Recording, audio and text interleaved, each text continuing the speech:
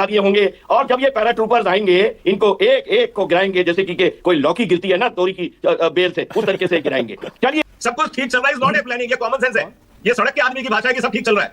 अगर आप सत्ता में हो, कुर्सी में हो, जिम्मेवारी की पोजीशन में है, आपका सिंगल पॉइंट एजेंडा होता है रिस्क मैनेजमेंट। सब कुछ लुटा के होश में आए तो क्या किया? जब आप खुद कह रहे हो कि हमारे पास 50 दिन का तेल है, तो क्या आप 50वें दिन का इंतजार करोगे? जिस दिन बूट्स ऑन द ग्राउंड डालेंगे मानक जी, मेरे साथ बेट लगा लीजिए, तेल की कीमत $200 प्रति बैरल हो जाएगी। ठीक है, दुनिया में त्राहिमाम अच्छी तरह मचेगा और इनको अच्छी खासी सैनिकों की कुर्बानियां देनी पड़ेंगी।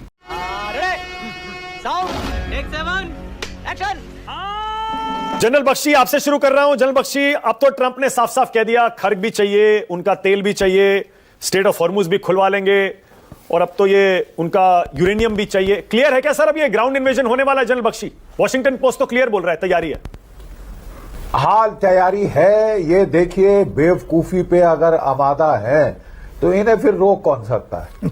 ठीक है, इनको इनके पुराने जो नेवी के चीफ हैं विटकॉफर, उन्होंने भी बोला है साहब मत करिए, खर्ग आइलैंड बहुत गहरा अंदर है गल्फ ऑफ हॉर्मुज के, वहां तक आपके जहाज पहुंच पाएंगे नहीं पहुंच पाएंगे, रास्ते में डुबो देगा त्रिपोली को, बॉक्सर को, हो सकता है रिस्क बहुत है। एक बार आप बूट्स ऑन द ग्राउंड डाल लें, खर्ग आइलैंड 15 मील है मेनलैंड से, वहां से तोपे, वहां से मिसाइल्स, वहां पे सब कुछ आ सकते हैं।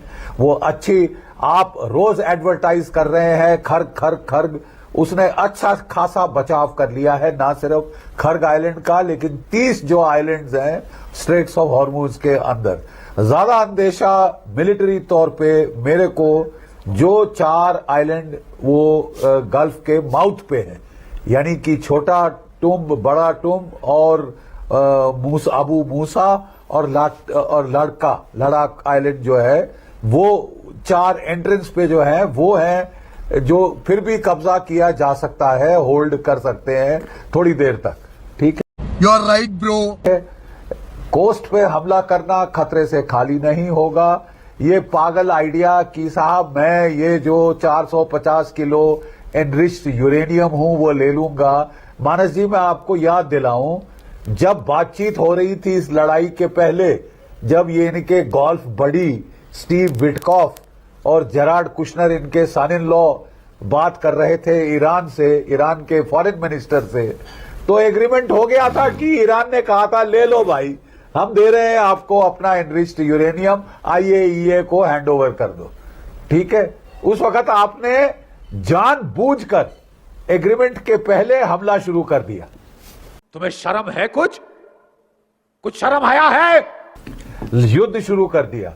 अब आप कह रहे हैं मैं उसको ले लूंगा। वो ऑपरेशन, वो जो यूरेनियम है क्या एक जगह पे है, कितनी जगह पे बटा पड़ा है? आप क्या समझते हैं? ईरान की 6 लाख की फौज है, तकरीबन 2-2.5 लाख के ईरानियन रेवोल्यूशनरी गार्ड कोर हैं और लाखों पसीज वगैरह वो जो पैरामिलिट्री फोर्सेस हैं, कोई 1 मिलियन मैन इन आर्म्स हैं। वो क्या हाथ पे चूड़ियां डाल के बैठे हैं कि आप पूरे ईरान में घूमते रहेंगे, ढूंढ के निकालेंगे, यूरेनियम का कतरा कतरा ले लेंगे? ये मुझे तो ये महज पागलपन दिखाई दे रहा है। इनको नुकसान बहुत होना है। जो भी मिलिट्री एक्सपर्ट्स हैं वो सब कह रहे हैं मत करो मत करो मत करो। उसके बावजूद अगर इनकी डेस्परेशन है इस वक्त डोनाल्ड ट्रंप की कि वो फंस चुके हैं।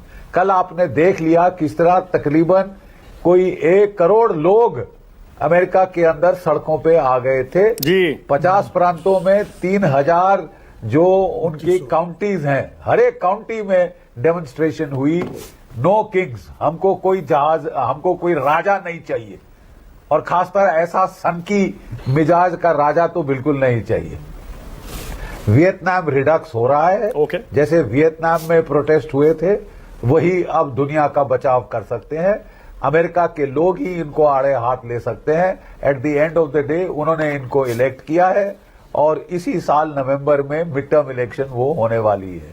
इनकी पॉपुलैरिटी, नॉर्मली जब लड़ाई शुरू होती है तो पॉपुलैरिटी लड़ाई की ऊपर चढ़ती है, ग्राफ ऊपर चढ़ता है, धीरे धीरे नीचे जाता है। फ्रॉम डे 1 ये लड़ाई का ग्राफ बिल्कुल नीचे जा रहा है। ये तो लेटेस्ट न्यूज है। अब मैं बताऊं इजराइल की बात।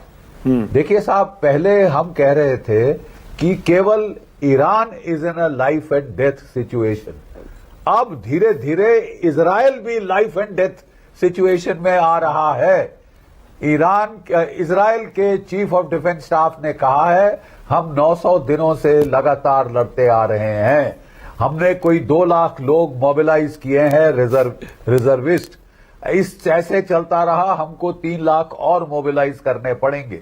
मेन प्रॉब्लम इजराइल में क्या है साहब, जो कट्टर यहूदी हैं और कट्टर यहूदी पार्टियां वो कहती हैं जो धार्मिक लोग हैं वो लड़ाई में नहीं लड़ते, धार्मिक यहूदी they are allowed not to fight.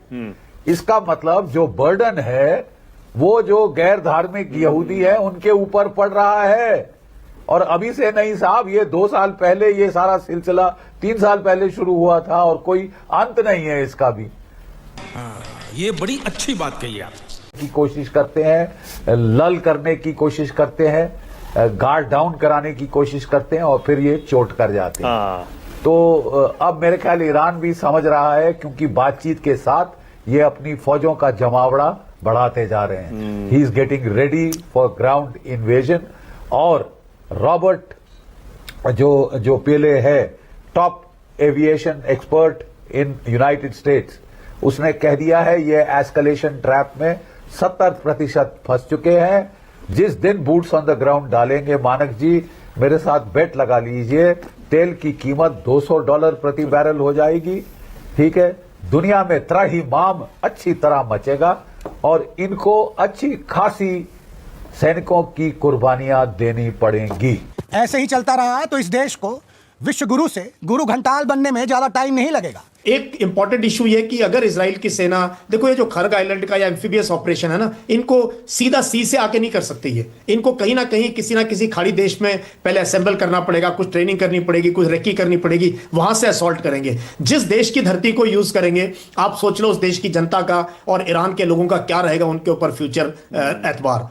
और इजराइल को, यहूदियों को अगर जगह दे दी किसी भी खाड़ी के देश ने ईरान पे अटैक करने के, कैटास्ट्रोफिक होगा, कैटास्ट्रोफिक होगा। क्योंकि इजराइल तो बहुत दूर है, वैसे भी बहुत दूर है, बहुत दूर है। देखो किसी की, यही तो कमाल की सेंसलेस लड़ाई है ना, किसी की बाउंड्री नहीं लगती है, किसी को अपने देश में कोई खतरा नहीं था ना इजराइल को एक एक्सटेंशियल थ्रेट है ईरान से, वो अगर थोड़ी देर के लिए हम छोड़ दें, अमेरिका को तो कोई खतरा ही नहीं है ईरान से किसी भी प्रकार का।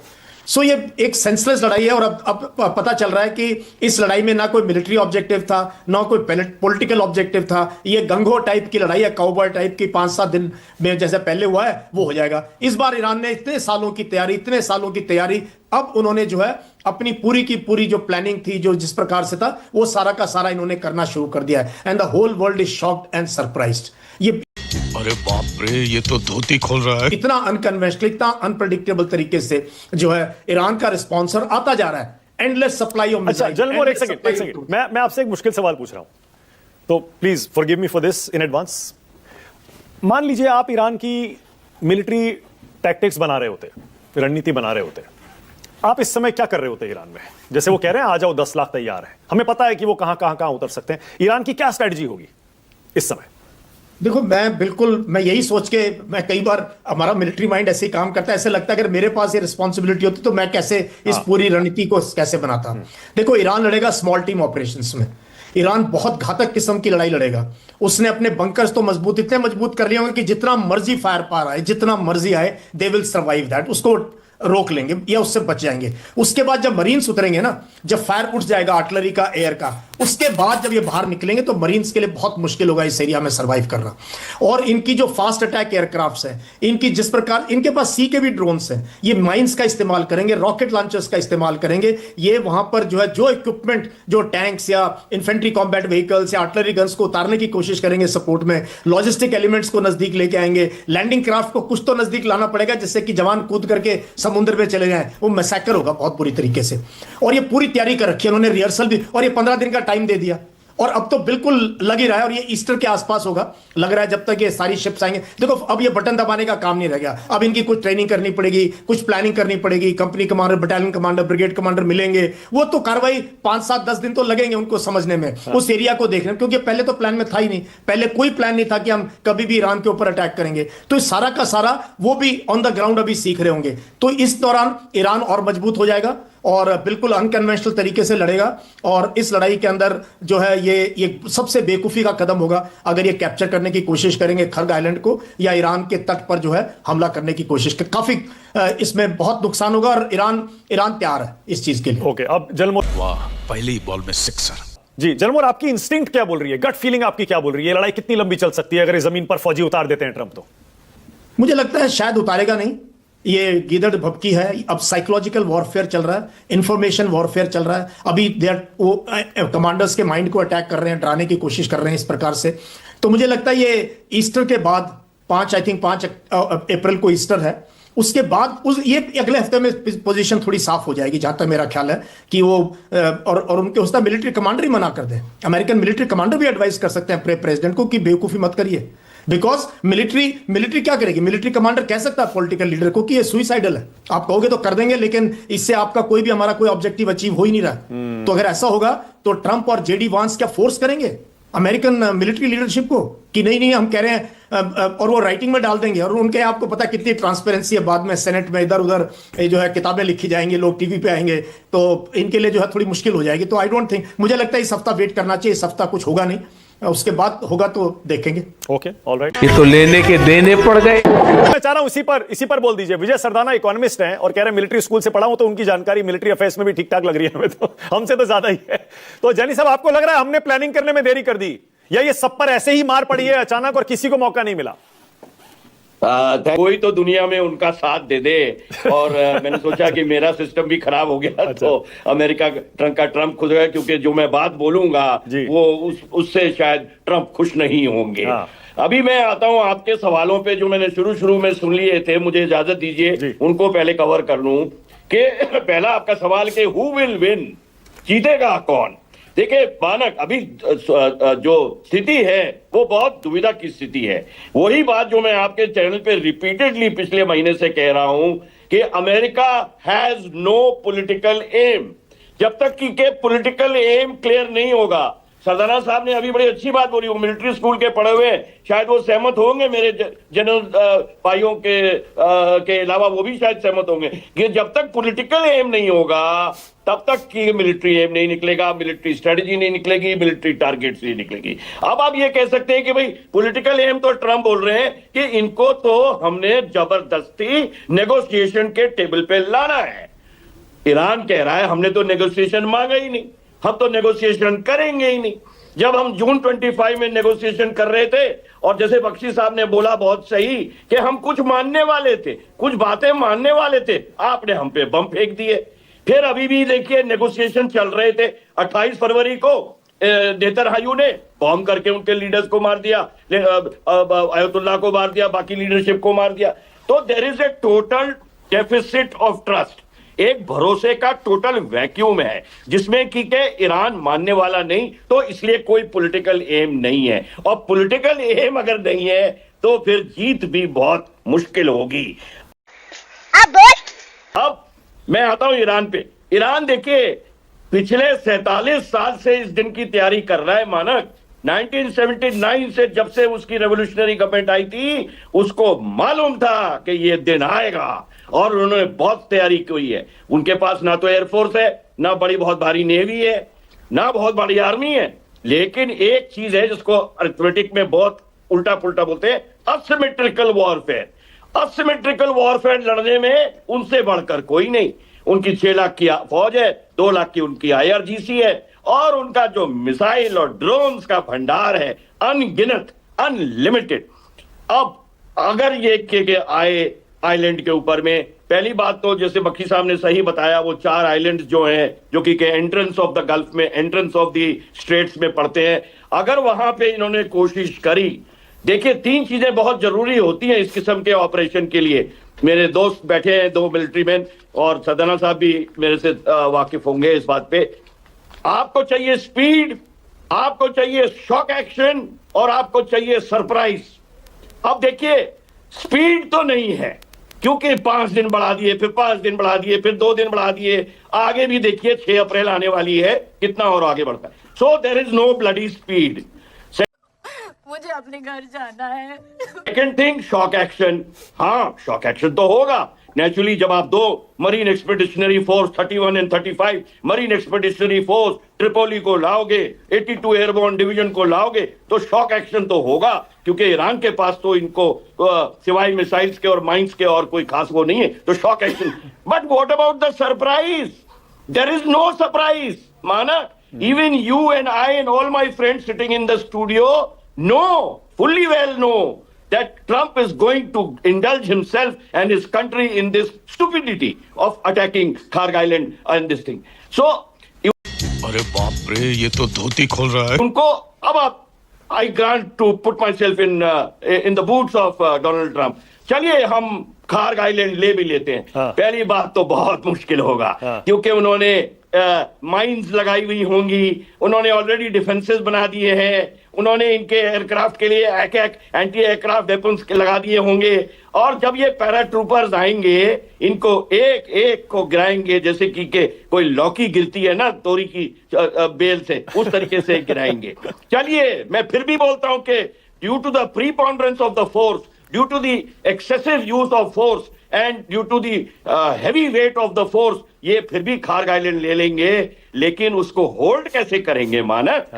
जैसे बख्शी साहब ने बहुत सही बोला, खार्ग आइलैंड जो है 15 नहीं sir GD, it is only 12 kilometre away from the coast line. Kharg island सिर्फ 12 किलोमीटर है, और 12 किलोमीटर समतल जमीन नहीं, वहां पे जो जो जो, जो दक्षिण वाली कोस्ट लाइन है ईरान की, वो पहाड़ी है, मतलब कि ऊपर से देख रहा है। ये तो एक कारगिल टाइप की सिचुएशन हो जाएगी, जबकि के पाकिस्तानी ऑक्यूपाई करके ऊपर बैठे थे और हम नीचे से ऐसे वर्टिकल अटैक कर रहे थे। वो ऊपर से मारेंगे, चुन चुन के मारेंगे। एक एक मक्खी भी अगर आ गई ना अमेरिका से वहां पे खार्ग आइलैंड पे, वो होल्ड नहीं कर पाएगी मानक। अब विजय सरदाना, पहले विजय जी आप आइए। अब बताइए विजय जी, आपका असेसमेंट क्या है, क्योंकि आप तो हर दिन इस पर एक विजन लेके चलते हैं, मतलब आगे देखने की कोशिश करते हैं कि आगे क्या होने वाला है। जरा बताइए विजय जी, कुछ एक फाइनेंस मिनिस्ट्री की रिपोर्ट भी आई है शायद, उसके बारे में भी बताइए। वो खुद कह रही है भैया तैयार हो जाओ। हम तो पहले दिन से यही बोल रहे हैं, सब कुछ लुटा के होश में आए तो क्या किया। जब आप खुद कह रहे हो कि हमारे पास 50 दिन का तेल है, तो क्या आप 50वें दिन का इंतजार करोगे? 50 को 150 दिन कैसे करना है, इसकी तैयारी पहले दिन से होनी चाहिए ना। आप खुद मान रहे हो कि हमारे पास 50 दिन का रिजर्व है, और इस लड़ाई का कोई अंत नहीं दिख रहा। और विनाश काले विपरीत बुद्धि, ट्रंप का दिमाग खराब हो गया। वो आज अपने नोट में भी अपनी फोटो छपवानी है, उसको हर जगह अपनी फोटो लगवानी है, उसको दिखाना है कि आज तक अमेरिका के इतिहास में उनसे बढ़िया कोई राष्ट्रपति हुआ नहीं। पॉलिटिशियंस की ये प्रॉब्लम होती है, उनको इतिहास में बड़ा बनना होता है। वो ये भूल जाते हैं कि जो हिस्ट्री है ना, वो रूथलेस होती है। किसी भी कंट्री में चले जाइए आप, जब आप सत्ता में होते हो लोग आपकी बहुत तारीफ करते हैं, आपसे बड़ा कोई नहीं, आप सब विश्वगुरु हो। ट्रंप को भी लगता है वो विश्वगुरु है, लेकिन जब इतिहास लिखा जाएगा ना, इन सब विश्वगुरु की पूरी ढंग से खुदाई होगी। मुझे क्रेडिट नहीं चाहिए। कहने का मतलब क्या है, इस समय अमेरिका की हालत खराब है। जो लोन है, जो डेट है, वो 39 ट्रिलियन पार कर चुका है। $1 ट्रिलियन का खर्चा इस लड़ाई में हो चुका। जितने हथियार टूटे हैं, जितने इन्होंने खर्चे कर लिए हैं, अब $200 बिलियन तो वर्किंग कैपिटल चाहिए, तेल पानी का खर्चा। बाकी जो इंफ्रास्ट्रक्चर टूटा है, उस पर जब आप जाओगे तो बिलियंस ऑफ डॉलर की रिपेयरिंग कॉस्ट। तो हालत खराब है, ये सबको पता है। लेकिन पॉलिटिशियंस की ईगो क्या होती है कि वो नहीं झुकने चाहिए, चाहे देश बर्बाद हो जाए। उनकी नाक का सवाल होता है। तो ट्रंप की भी नाक का सवाल है, नितिन याहू की नाक का सवाल है। और आपको मैं एक बात बता दूं, ट्रंप के ऊपर ऑलरेडी 88 केसेस चल रहे हैं। ये आपने नहीं बैलेंस शीट बनाई होगी, 88 केसेस चल रहे हैं।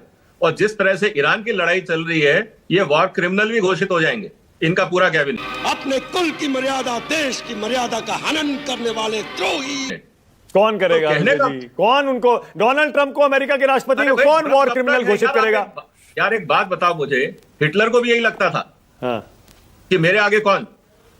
3 साल से ज्यादा औकात नहीं है ट्रंप की, कुर्सी छोड़नी पड़ेगी ना 3-2.5 साल बाद। तो कहां जाओगे उसके बाद?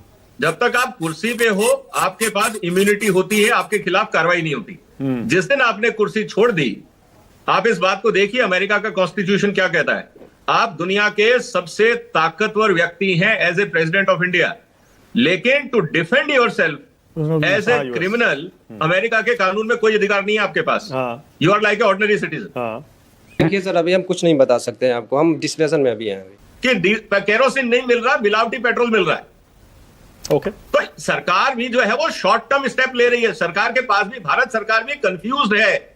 वी हैव नो प्लान्स, क्योंकि जब प्लानिंग का टाइम था हम उस समय कुछ और सोच रहे थे। कौन सा विजय जी, कौन सा प्लानिंग का टाइम था? किसको पता था ये वहां बातचीत चल रही है और 2 दिन में ये हमला कर देंगे? कहां प्लानिंग का टाइम था? तो बोली जाती है मयंक साहब, मानक साहब जी, एक बिजनेस में कॉन्सेप्ट होता है कंटिजेंसी प्लान। आर्मी में भी होता है plan A, plan B, plan C. अगर ए नहीं चला तो बी, बी नहीं चला तो सी। इसको बोलते हैं प्लानिंग। सब कुछ ठीक चल रहा है इज नॉट ए प्लानिंग, ये कॉमन सेंस है। ये सड़क के आदमी की भाषा है कि सब ठीक चल रहा है। अगर आप सत्ता में हो, कुर्सी में हो, जिम्मेवारी की पोजीशन में है, आपका सिंगल पॉइंट एजेंडा होता है रिस्क मैनेजमेंट। विजय जी, सिर्फ हिंदुस्तान नहीं, पूरी दुनिया में देख लीजिए, सभी का तेल निकला हुआ है। अगर मैं देसी भाषा में कहूं तो निकला हुआ है, सबके तेल के पास रास्ते हैं। आज चाइना हमसे बड़ा है, 84% चाइना का एनर्जी सिक्योरिटी है, आपके पास 15% सिक्योरिटी है। उनको जो नुकसान है वो 20% का है, आपको नुकसान 80% का है। इसलिए कंपैरिजन सही करना चाहिए। दूसरा डूब रहा है इसलिए हम भी डूबेंगे। नहीं, एक सेकंड, हमारे 1 करोड़ खत्म, bye bye, tata, goodbye, गया।